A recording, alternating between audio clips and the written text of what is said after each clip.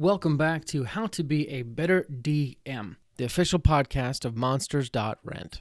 I'm Justin Lewis. And I'm Tanner Wayland. And we are here to help you tell better stories for yourself and your players as you dungeon master sessions of D&D, Dungeons & Dragons. We'd like to give you some quick announcements. We actually have one before the show, and then after the show, if you want to stick around, we have some more announcements then as well. But first, let's talk about this. Tired of being alone? Are you tired of not having any of your players understand you? Are you tired of never truly belonging? Well, you're in luck. All you need to do is join the Guild. The Guild is a unique and exclusive experience that is only open to Dungeon Masters. It is a full community focused on helping ease your DMing burdens. Want to meet other DMs? Join the Guild. Want to discuss your homebrew ideas with people who would appreciate it instead of just telling your cat? Join the Guild. Want to find a place where all your wildest dreams will come true? Join the Guild. Go to monsters.rent/guild and sign up today for free. Wait, that can't be right. Chuck, can you check this again? Is this supposed to be... What? Oh, they're serious? It's free? Oh, okay. All right. Yes, go to monsters.rent/guild and sign up today for free, even though they are crazy for giving this away for free. Common side effects may include burping, sneezing, laughing, breathing, hearing, listening, tasting, farting, critting, sarcasm, and in extreme cases, explosive diarrhea. Awesome. With that out of the way, we can get into today's show. For the last time, my name is Ulv, and I'm not supposed to be here. Whatever you say, Danuk, whatever you say. Ulv was busy working leather hide that he and Tasichik had obtained from downing a large caribou. It was a good find. Ulv had been here for weeks. He didn't know how he'd gotten here, but for some reason he was now in the far north. Ulv had a sinking suspicion that this was not real, but just a vision. But at the same time, it felt so much more real than that. Everyone in the village called him Danuk, and since Ulv had no way of getting back to Herlia and Hipam, he'd just been living in the village. And to be honest, Ulv wasn't really sure he wanted to go back.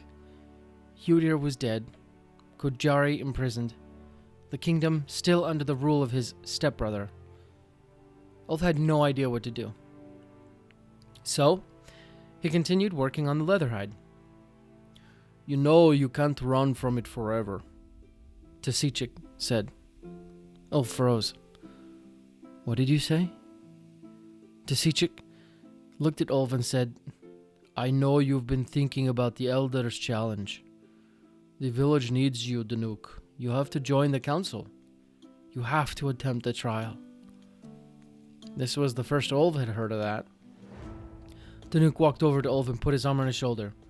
Look, brother, you are wise and strong like the bear. The trial is difficult, yes, but you can overcome it. You should not think of the task in front of you, but the people behind the task, waiting for you to stand up and be a bonfire to all who sit in darkness. We need you, brother. What would you like to do? Welcome back to How to Be a Better DM. I'm your host, Justin Lewis, and I'm here to help you create better stories as you DM sessions of Dungeons & Dragons. In one of my previous episodes, I talked about tips on improving your writing skills. As a dungeon master, you are one part writer, one part performer, and all parts crazy. You'll need to know how to craft a story correctly, and that means writing. So today, I'm continuing my discussion on how to improve your writing skills with these tips. Number 1, join a writing group. My co-host Tanner Wayland and I joined a writing group together in college, and while we'd both met working at Papa Murphy's before when we were younger, we really developed our relationship by going to this writing group together. And at the time, I didn't have any particular project I was working on, but being in the group forced me to write something, and that exercised both my ability to just put pen to paper and also my ability to think up creative things. You too should look at forming or joining a writing group. The culture of writing groups is generally one of constructive criticism that looks how the story is written. It is immensely helpful for those who have never shown their work to others before. It allows you to see how people perceive and accept your writing, thus giving you an understanding of what is or isn't clear. And the simplest way to join one is by starting one. But to join or start a writing group, you need to know people who like writing. So ask your friends and family, and if that doesn't work, you can try apps like Meetup or try posting it on social media. Number 2 is kill your darlings. Originally coined by Arthur Quiller Couch, the term murder your darlings means that sometimes you need to kill your favorite part of the story, character, scene, or aspect of your story. And I once worked with a colleague who loved to draw. His love for animation ignited in me a desire to try and draw as well. So I started, and when I thought I had something spectacular, I'd show him, and he'd end up saying, "Try changing this or that." And I naturally wouldn't because I was too afraid of messing it up. He eventually told me not to be afraid of messing something up because my best work will always be in the future. And I couldn't draw, and I could draw something always better. I could always draw something better. Well, with my pitiful drawing career behind me, the same rings true for writing. You need to sacrifice your favorite parts of your story so you can write the best parts of the story. And it may be a cool idea, but does it fit? Is it what your players really need right now? Take your writing, and then as an exercise, imagine what you would write if you took your favorite thing out. Number 3 is write outlines. This tip has helped me immensely in writing these podcast episodes, Instagram Reels, and even D&D sessions. You can think of it like the building of a house. First is the foundation and the framing, or the concept and the outlining of the concept. Then all of the important details are filled in. Full disclosure, I've never actually built a house and may not know what I'm talking about. The point is, being able to think on a macro scale and then slowly filling in what you need allows you to make sure the timing works and you're hitting all the parts of the story that you want to. You don't necessarily need to think up every detail, but having an outline can really help. One simple outline is the 3-act play outline. As defined in Writing Excuses, a podcast all about writing better that I've talked about lots of times. Act 1 is put your characters in a tree. Act 2, throw rocks at them. Act 3, get them down. This is a great way to think about the story arcs both in and out of D&D. You can even simplify it down to 3-part sessions. Each part in your D&D session will either be an exploration part, combat part, puzzle part, or role-playing part. And I got that from Rob, who is a listener of the show, but also we're working with him on a collaboration, so I've been learning lots from him. He's also an English teacher, which is probably why he's so smart. There's really not too much else that D&D can be. It can also be more fluid and less constructive, but these simple parts, exploration, combat, puzzle, and role-playing, can help you get started. Number 4, write more than you think you should when it comes to character development. A good writer generally creates much more for a specific story than what they publish. And the audience might only see a quarter of all the content that the writer has prepared, whether in their mind or on paper, for that story. And I believe that this is because that's what is necessary for something to feel real. You have to feel like the shopkeeper on the edge of town has a fully fleshed out backstory, because in real life, that's really how it would be. So with your main NPCs, make sure you prepare a whole lot more about their character and their backstory and their mannerisms and how they would act than you think you should. And this means filling in their memories, adding in character quirks, and answering silly questions about them like, what's their favorite color? That last question might not be exactly pertinent, but you get the point. And fill out more info about the character, because if your player ever asks, you need to have an answer that makes sense and rounds out the character in a complete way. You want the player to feel like every character is a real person.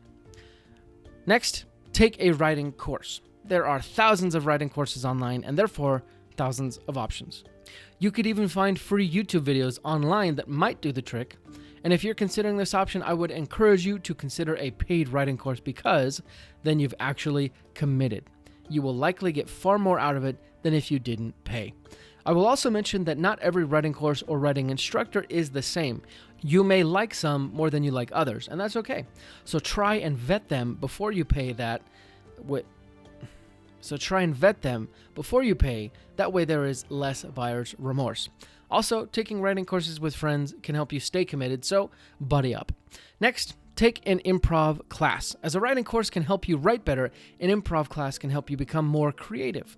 There are generally improv classes at comedy venues, but sometimes you may have to find a local group that hosts it instead. This will also push you out of your comfort zone and help you get comfortable showing your creative work to other people. As humans, we are naturally scared of what people might think of what we created. It's almost like showing a baby to someone who doesn't care. Taking an improv class can help you get comfortable with that and become more self-assured so you don't care about what people think as much, and you're more prepared showing what you have to other people.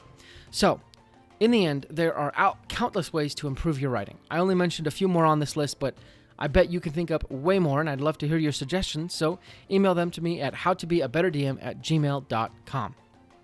The important thing is that you keep working at it and you keep getting better, because then you will be the world's greatest DM. We'll be back next week for another amazing episode, but until then, let's go ahead and roll. Thank you for listening to today's show. We really appreciate your support and your patronage. We have a few more announcements to go over. First, did you ever fall in love with the library as a kid? It was a place where you could experience 1,000 stories without having to buy 1,000 books. That is what Monsters.rent can do for your D&D campaign. You can rent and swap out as many quality miniature monsters and creatures for your D&D party as you could ever want, without having to buy them. You can rescue villagers from a kobold camp, or lead your party through the fighting forest, or many more adventures. We're coming out with new bundles all the time. Just sign up for our subscription to get access to your own personal library of minis. Go to monsters.rent to find out more. That's the website. monsters.rent. Get your library pass to a world of minis today. we also wanted to let you know that today's episode is sponsored by Stardust and Dragons. I'm going to let one of the cast of Stardust and Dragons, Christian Hatcher, and his crew tell you a little bit more about it. This August, a new adventure podcast is coming to a platform near you, filled with action. You one of the two of them. We can't keep taking hits like that. Drama. Everything that she's been doing, everything she's going to do, finally sets in. And Stardust. Help! Help! Someone, please! Find out more about this epic odyssey at stardustanddragons.com, where adventure awaits in the stars. That's all the announcements we have today.